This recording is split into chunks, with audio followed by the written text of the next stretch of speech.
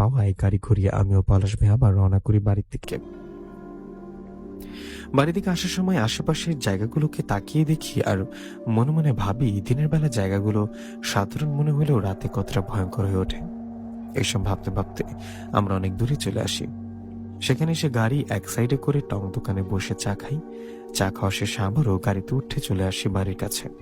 বাড়ির কাছে আসার পর পলাশ ভাই আমাকে বেশ কিছু টাকা দিয়ে বলেন, মেয়েটা রাখ আর গিয়ে ঘুমা, আমি কোনো ভাড়া পেলে ফোন দিব। কথাটা বলে পলাশ ভাই গাড়ি নিয়ে চলে যায়। এদিকে আমি চলে যাই বাড়িতে গিয়ে গোসল করে ঘরে আসি। আমি ঘরে আসায় মা খাবার দিয়ে যান। মা খাবার নিয়ে আসে, আমি খাবার খেয়ে ঘুমিয়ে পড়ি। আমি ঘুমিয়ে পড়ার পর একেবারে সন্ধ্যার দিকে ঘুম থেকে উঠি। ঘুম থেকে উঠে বুঝতে পারি জ্বর আসছে। জানি না কেন হঠাৎ জ্বর আসলো। গতকাল রাতে ভয় পেয়েছি বলে হয়তো এমনটা হয়েছে। জ্বর হয়েছে বুঝতে পেরে মাকে বলি, মা আমার তো জ্বর আসছে, ঘরে তো ওষুধ নেই, আমি বরং দোকানে যাই, গিয়ে ওষুধ নিয়ে আসি। আমার কথায় মা কাছে আসে এবং এসে আমার কপালে হাত রেখে বলেন, তোর গায়ে তো ভীষণ জ্বর, তুই না হয় বাড়িতে থাক, তোর বাবাকে বললে ওষুধ নিয়ে আসবে। মায়ের কথার জবাবে আমি বললাম, না মা, আমি যেতে পারবো, সবসময় শুয়ে থাকলে আবার মাথা ব্যথা করবে, যা একটু এটা আসে ভালো লাগবে। কথাটা বলে চলে গেলাম বাজারের দোকানে। সেখানে যাবার পর একটু ঘোরাঘুরি করলাম, দোকানে বসে চা খেলাম। এদিকে ততক্ষণে সন্ধ্যা হয়ে আসছে। সন্ধ্যা হওয়ায় আমি জ্বরের ওষুধ নিয়ে বাড়ির দিকে আসতে লাগলাম। আমি বাড়ির দিকে আসার সময় ফাঁকা জায়গায় একটা বট গাছ আছে। সে বট গাছের কাছে এসে গাছটা অতিক্রম করে সামনের দিকে একটু এগোলে পেছন থেকে মিষ্টি কণ্ঠে কেউ বলে ওঠেন, শুনুন। পেছন থেকে আওয়াজ পেয়ে ঘুরে তাকিয়ে দেখি সুন্দর একটা মেয়ে। মেয়েটাকে দেখে অবাক হয়ে বললাম, আমাকে ডাকছেন? তখন মেয়েটা মাথা নাড়িয়ে বললেন, হ্যাঁ। মেয়েটার কথা আমি বললাম, আপনি কি? আমি তো আপনাকে চিনি না, কি বলবেন বলুন।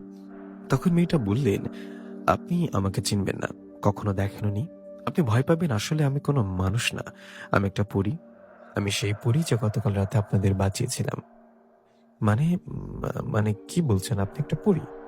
আপনি আমাকে বাঁচিয়েছেন কিভাবে? তখন সেই মেয়েটা মানে পরীটা বললেন, গতকাল রাতে লাশ নিয়ে যাবার সময় আপনার গাড়ির সামনে বিশাল আকারের একটা প্রাণী আসছিল, মনে আছে? ওই প্রাণীটা কিন্তু সাধারণ কোনো প্রাণী ছিল না, ও ছিল একটা পিশাচ জিন। ওই জিনটা আপনাদের বিশেষ করে আপনার ক্ষতি করতে চাইছিল, কারণ আপনি ওকে আঘাত করেছেন। আপনার আঘাতেও ব্যথা পেয়ে আপনাদের পেছনে লেগেছে। ও আপনাদের ক্ষতি করার সময় আমি ওখানে চলে আসি আর ও আমাকে দেখে চলে যায়। আসলে আমি আপনাদের ওখানে দেখেছিলাম। আমি যখন দেখলাম সেই পিশাচ জিনটা আপনাদের ক্ষতি করতে চাইছে, তখন আপনাদের সাহায্য করলাম। পরীর কথায় আমি অবাক হয়ে বললাম, ও আপনি তাহলে সেই পরী। আসলে রাতে একটু আপনাকে দেখেছিলাম, তখন মুখ দেখতে পারিনি। আপনাকে অনেক অনেক ধন্যবাদ আমাদের এই জিনটার থেকে বাঁচানোর জন্য। আপনার নাম কি? আমার কথা জবাবে পরী বললেন, আমার নাম হুজাইফা। পরী কথায় আমি মুচকি হেসে বললাম, সুন্দর নাম আপনার, আপনি দেখতেও মাশাআল্লাহ অনেক সুন্দর। আপনার উপকারের কথা আমি কখনো ভুলতে পারবো না।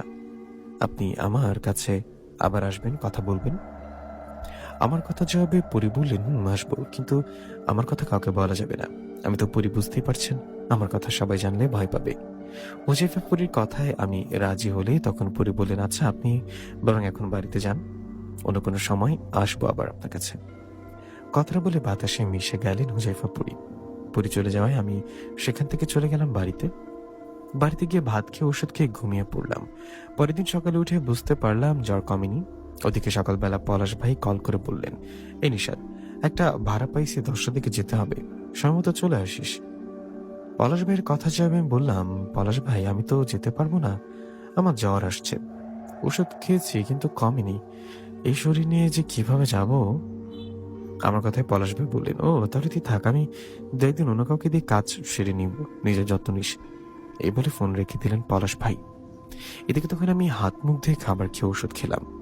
ওষুধ খেয়ে দুপুর পর্যন্ত শুয়ে রইলাম, কিন্তু এতেও জ্বর কমলো না। জ্বর কমে আবার আসে, এরকম অবস্থায় বাড়িতেই দিনটা পার করে দিলাম। দিন পেরিয়ে রাত হলো। রাত আসায় হুজাইফা পরী আসছেন আমার কাছে। হুজাইফা পরী এসে বললেন, কেমন আছেন? তখন আমি মাথা নাড়িয়ে বললাম, ভালো না, আমার জ্বর আসছে, ওষুধ খেয়েছি কিন্তু কমেনি। আপনি কেমন আছেন? আমার কথায় হুজাইফা পরী বললেন, আমি ভালো আছি। তখন আমি বললাম, আচ্ছা আপনার পরিবার নেই, আপনার মা বাবা কোথায় থাকে? আমার কথার জবাবে হুজাইফা পরী বললেন, আমার মা বাবা কেউ বেঁচে নেই, বলতে গেলে আমি একা। জিন রাজ্যে মা বাবা ও পরিবারের কেউ না থাকায় আমি মানুষদের দুনিয়াতে এসে ঘোরাঘুরি করি। হুজাইফা পরীর কথায় আমরা দুজনে বেশ কিছুক্ষণ গল্প করি। গল্প করা শেষে এক সময় পরি চলে গেলে আমি ঘুমিয়ে পড়ি। আমি ঘুমানোর পর স্বপ্নে দেখি আসলে ওটা স্বপ্ন না বাস্তব বুঝতে পারি না। আমি দেখি হুজাইফা পরি আমার পায়ের কাছে বসে আছে, কখনো বা মাথার কাছে। পরি আমার পাশে বসে থাকতে দেখে আমি কিছু বলি না, ভাবি ও তো আমার কাছে এসে মনে হয় বসে থাকে। এভাবে হুজাইফা পরিও আমাদের মাঝে কেটে যায় 3টা দিন। এই 3 দিনে পরিও আমার মাঝে ভালো সম্পর্ক তৈরি হয়। এটা যে বন্ধুত্বরত না ভালোবাসা জানি না, শুধু এটা জানি আমার কাছে না আসলে আমার খারাপ লাগে, আমি ছটফট করি। এভাবে 3 দিন কেটে যাবার পর পরের দিন বিকালে আমি বসেছিলাম একটা মাঠে। শরীরে তখন জ্বর, বুঝছি না জ্বর কমেছে কেন, কমছে না কেন। আমি ওখানে বসে পাশে বাচ্চারা খেলা করছিল। বাচ্চারা খেলা করতে করতে হঠাৎ পাশের পুকুরে একটা বাচ্চা পড়ে যায়। বাচ্চাটা পড়ে যাওয়ায় আমি দৌড়ে গিয়ে পুকুরে লাফ দিয়ে বাচ্চাটিকে উপরে তুলি। উপরে তুলতে দেখি একটা মুরব্বী হুজুর ওখানে দৌড়ে আসলেন। উনি আসে, আমি জিজ্ঞাসা করলাম, আপনি কে? তখন হুজুর বললেন, আমি এই বাচ্চাটার নানা। আমি ওকে নিয়ে হাঁটতে আসছিলাম, কিন্তু হঠাৎ করে ও এইদিকে দৌড়ে আসে পুকুরে পড়ে যায়। কথাটা বলে হুজুর আমার দিকে কিছুক্ষণ তাকিয়ে বলেন, তোমার বাড়ি কোনটা বাবা? তখন আমি বলি, এই তো এই বাড়ির দুটো পরের বাড়ি, আমার নাম নিশাদ। আমার কথা উনি বললেন, শোনো বাবা, আজকে সন্ধ্যার পর আমি তোমাদের বাড়িতে আসব, তুমিও তোমার মা বাবা থাকবা বাড়িতে, তোমাদের সাথে একটু কথা আছে আমার। এই বলে হুজুর ওনার নাতিকে নিয়ে চলে গেলেন। উনি চলে যাবার পর আমিও চলে গেলাম বাড়িতে। বাড়িতে যাবার পর মা বাবা আমাকে দেখে বললেন, আরে নিশাদ, তুই এভাবে ভিজে কোথা থেকে আসলি? তোর এমনিতে জ্বর? মায়ের কথা জবাবে আমি সব ঘটনা খুলে বললাম। সব শুনে মা বলল, ও এই ব্যাপার, ভালো করেছিস, বাচ্চাটাকে বাঁচিয়েছিস।